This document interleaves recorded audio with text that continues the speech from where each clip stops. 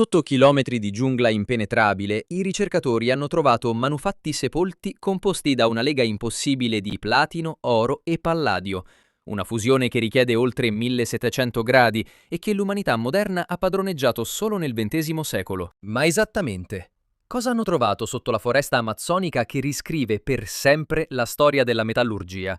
Negli ultimi 2 anni, grazie a una tecnologia presa in prestito dall'esercito, il LiDAR, un laser montato su un aereo che spara milioni di impulsi al secondo e cancella virtualmente gli alberi, rivelando il suolo nudo sottostante con una precisione di pochi centimetri, è stata scansionata l'Amazzonia meridionale e orientale.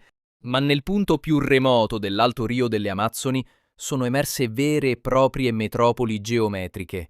Strade larghe 30 metri, piazze perfettamente quadrate e canali lunghi chilometri, tutto sepolto sotto la foresta che nel frattempo era ricresciuta sopra. Stiamo parlando di decine di migliaia di strutture, una civiltà grande quanto l'Egitto, semplicemente inghiottita dagli alberi dopo il crollo demografico seguito all'arrivo degli europei. Tutto ebbe inizio quando un team di paleoclimatologi stava cercando tracce di carbone per capire il clima antico attraverso carotaggi del suolo, piccoli tubi che estraggono colonne di terra profonde diversi metri per analizzare pollini e carboni antichi. Ma a 3 metri di profondità, in uno strato datato con precisione intorno ai 2000 anni fa, la punta della carota ha toccato qualcosa di duro, metallico e completamente fuori posto, qualcosa che non poteva essere lì secondo ogni logica geologica e archeologica. Quello che hanno estratto non era un grande tesoro scintillante, e questo è il dettaglio che rende tutto più credibile e inquietante allo stesso tempo. Erano micromanufatti, piccoli frammenti lavorati grandi pochi millimetri, ma con forme impossibili da confondere con la natura. Spirali perfette, lamine piegate ad angolo retto e minuscole sfere cave con fori microscopici, chiaramente prodotti da mani umane con uno scopo preciso. Inizialmente il team pensava a una contaminazione moderna, magari un pezzo della trivella stessa, perché la cosa più assurda era il materiale di cui erano fatti, e quindi li hanno inviati a 3 laboratori indipendenti senza dire nulla sulla provenienza. I risultati sono tornati identici da tutti e 3 i laboratori e hanno gelato il sangue ai ricercatori, perché quei frammenti non erano di ferro, né di bronzo e né di oro puro come ci si aspetterebbe da una cultura amazzonica. Erano composti da una lega composita di platino, oro e palladio in percentuali precise, una combinazione che in natura non esiste mai unita e che richiede una tecnologia estrema per essere creata artificialmente. Per fonderla devi superare i 1700 gradi in modo stabile e controllato, devi evitare l'ossidazione del palladio e devi raffreddarla senza che si crepi, un processo che l'industria moderna ha risolto solo negli anni 40 con forni elettrici ad arco e camere a vuoto. Questa scoperta è una contraddizione estrema, perché 2000 anni fa, in quella giungla, secondo la storia ufficiale, non doveva esserci nemmeno la capacità di fondere il ferro, figuriamoci il platino che fonde a una temperatura quasi doppia. Eppure qualcuno laggiù non solo fondeva il platino, ma lo legava con palladio, un metallo che è stato scoperto ufficialmente solo nel 1803 e che è così raro da valere più dell'oro stesso. La domanda che ha terrorizzato gli archeologi non è stata quindi cos'è questo oggetto, ma come diavolo hanno fatto a produrlo e soprattutto perché era sepolto a 3 metri sotto una foresta che doveva essere disabitata. Per capire davvero l'assurdità di questa lega bisogna entrare in un laboratorio metallurgico moderno, dove ogni giorno si lavora con platino e palladio per catalizzatori e componenti aerospaziali. Per fondere il platino puro servono forni speciali rivestiti di ceramica refrattaria che resistono a quasi 1900 gradi, un controllo dell'atmosfera con gas inerti e un raffreddamento lentissimo, altrimenti il metallo si crepa come vetro e diventa inutile. Anche con tutta la nostra tecnologia, la percentuale di scarto è altissima e parliamo di ingegneri con computer, termocoppie e decenni di esperienza alle spalle. Invece 2000 anni nella foresta amazzonica, dove il forno più avanzato disponibile era una buca rivestita di argilla alimentata a carbone di legna, che a stento raggiungeva gli 800 gradi per cuocere ceramica o fondere un po' di rame nativo. Non esisteva mantice abbastanza potente, non esisteva refrattario capace di contenere 1700 gradi e non esisteva nemmeno il concetto di lega ternaria. Figuriamoci la conoscenza del palladio che è invisibile a occhio nudo e si trova solo come impurità microscopica. Eppure i frammenti mostrano al microscopio elettronico una struttura cristallina omogenea, senza bolle e senza inclusioni, segno inequivocabile di una fusione completa e controllata, non di un tentativo primitivo e fallito. E qui arriva un clamoroso colpo di scena. L'analisi isotopica del platino ha rivelato una firma geochimica che non corrisponde al platino amazzonico, ma a quello delle Ande centrali, a oltre 2000 km di distanza, attraverso foreste, montagne, insidie e bestie feroci. Questo significa che qualcuno non solo sapeva fondere il metallo più difficile del pianeta, ma aveva anche una rete di approvvigionamento continentale per trasportare materia prima pura su distanze enormi, qualcosa che associamo all'impero Inca 1500 anni dopo, non a una cultura della giungla che ufficialmente non esisteva nemmeno. A questo punto gli scienziati si sono divisi in 3 campi e ognuna delle 3 ipotesi è dirompente a modo suo, perché ognuna riscrive un pezzo diverso della storia umana.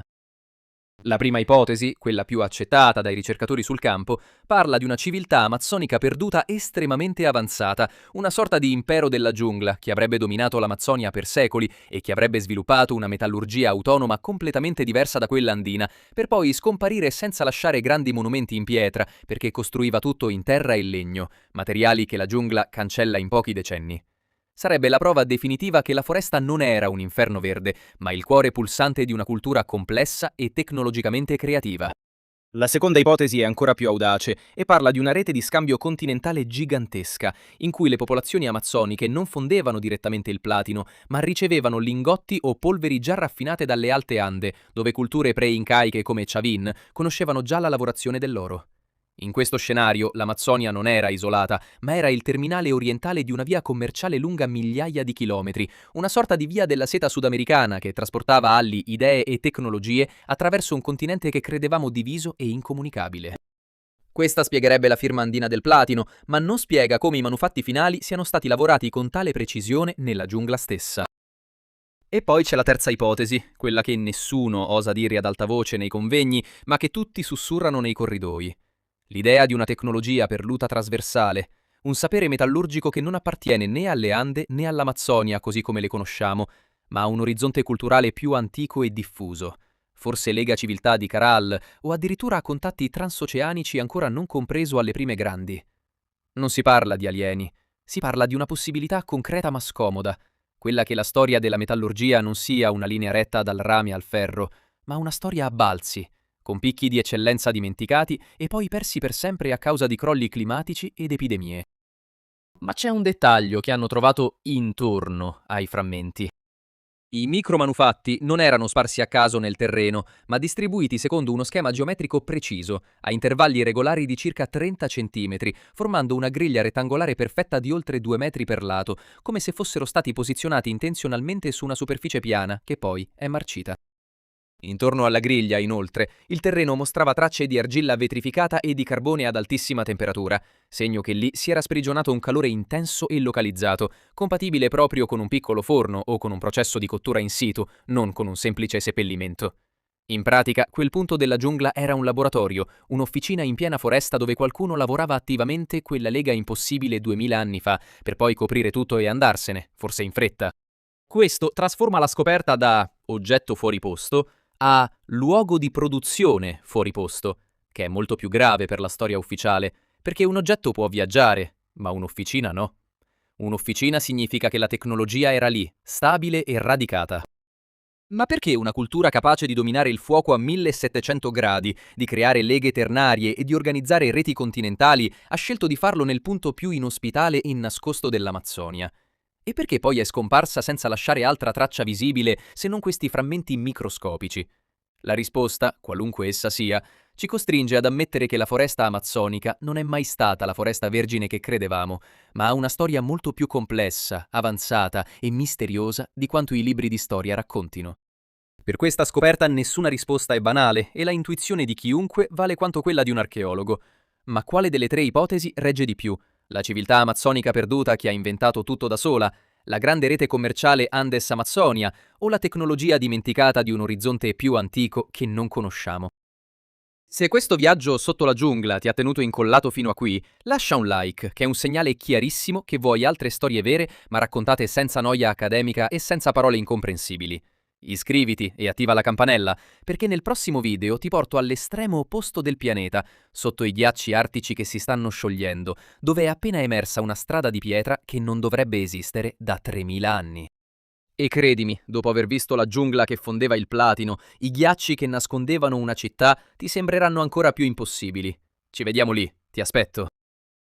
E se conosci qualcuno a cui piace la storia quando è raccontata come un'avventura, condividi questo video con lui adesso, perché queste scoperte meritano di essere discusse insieme, non solo guardate da soli.